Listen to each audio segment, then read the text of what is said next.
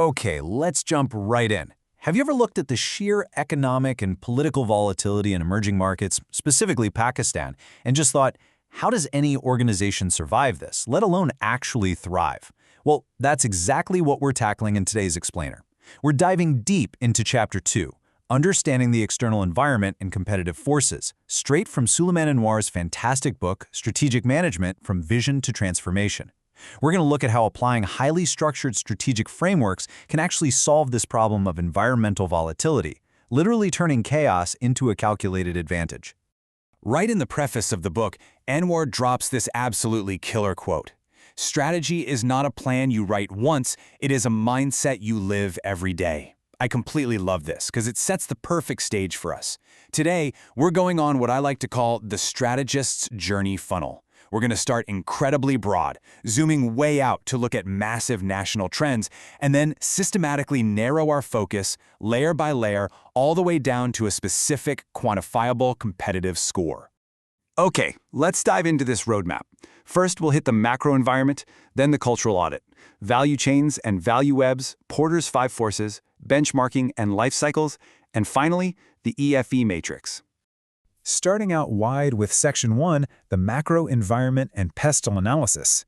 So, at the absolute widest layer of our funnel, we have these unavoidable macro forces just constantly pushing on an organization. Now, what's really interesting about this slide is the upper right quadrant. In Pakistan, factors like political stability and climate change rank as both high impact and high uncertainty. I mean, you literally can't control these forces, right? Which practically forces leaders to build flexible scenarios rather than rigid plans. You've got to be ready to pivot at a moment's notice. Moving down the funnel to Section 2, the cultural audit. Think of culture as the hidden social operating system running Pakistani strategy. It's happening whether you see it or not. Here, we're contrasting two totally distinct realities using Hofstede's dimensions. On one side, you've got traditional norms, heavily characterized by high power distance. You know, that deep, almost rigid respect for hierarchy where the boss is basically always right. But on the other side, that's the modern strategic need for rapid, agile empowerment. Anwar makes a great point here. If you don't actively bridge this gap, local culture will silently, or honestly sometimes very loudly, resist your strategy. You just can't mandate agility out of thin air. You have to build that bridge. All right, on to Section 3. Value chains and value webs. Look, to really understand a strategy, we need to know where the money is actually being made. And this brilliantly illustrates that shift. You see a traditional linear industry value chain, like the conventional textile sector. It's strictly sequential, right? Step A, then step B. But look at the modern digital value web. The Sialpat sports industry thrives exactly because it is no longer a straight line. It's this dynamic, totally collaborative ecosystem where manufacturers, suppliers, and logistics folks are all sharing knowledge and co-creating value in real time. It's a real game changer. Let's move to Section 4 and see how this builds into Porter's 5 competitive forces. Zooming in on those immediate industry pressures, we can see how different sectors live in totally different realities.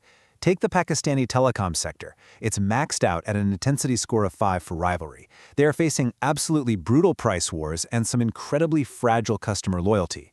Now compare that to the textile and banking sectors, sitting at a 4. If you're a strategist, this data is absolutely crucial. It tells you exactly where your profit margins are going to be under the heaviest fire. Narrowing it down even further to Section 5, benchmarking and life cycles. So how do specific companies actually stack up against their direct rivals? Well, the Competitive Profile Matrix, or CPM, weighs critical success factors side by side. When we compare HBL, Mizan Bank, and Bank Alfallah, look closely at the breakdown on factors like digital innovation and brand reputation. Anwar highlights Mizan Bank's brilliant positioning here. By leaning heavily into the massive demand for Islamic finance, they've carved out this highly defensible fortress that stands out incredibly clearly in this exact matrix. They really hit the nail on the head. But here's the thing, a company's position isn't static, because industries age. This timeline maps out Pakistan's industry life cycle. You've got renewables just starting out in the introduction phase, IT rapidly expanding in the growth phase, traditional textiles sitting comfortably, or maybe uncomfortably, in maturity, and postal services fading into decline. This brilliantly shows why firms must constantly adapt. I mean, the playbook you use to survive in a mature textile market is going to utterly fail if you try to apply it to the explosive Wild West growth of the IT sector. And finally, Section 6, the EFE matrix and synthesizing the external audit. Okay, we've reached the very bottom of our strategist's funnel. We've gathered all this massive qualitative data. Now we get to synthesize it into a single, actionable quantitative score using the External Factor Evaluation, or EFE matrix. It's just 4 distinct steps. First, list out your key external opportunities and threats. Second, assign weights based on their importance to the industry. Third, rate your specific company's response. And finally, multiply them together to calculate your total weighted score. That final calculation gives you a hard number. And here's what it means. A total weighted score of exactly 2.5 means your company's strategic response to external conditions is perfectly average. You're surviving, sure, but you certainly aren't winning.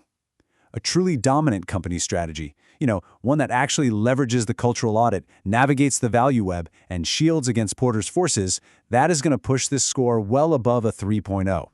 Strategy is the ultimate architecture of transformation.